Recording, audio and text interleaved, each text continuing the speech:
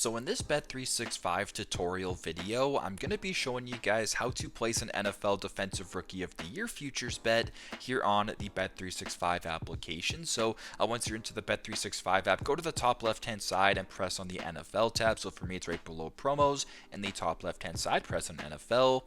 Then when you're on this screen, we're currently on the lines tab for today. If you want to slide this top bar all the way to the right to where it says futures, simply just go ahead and press on futures.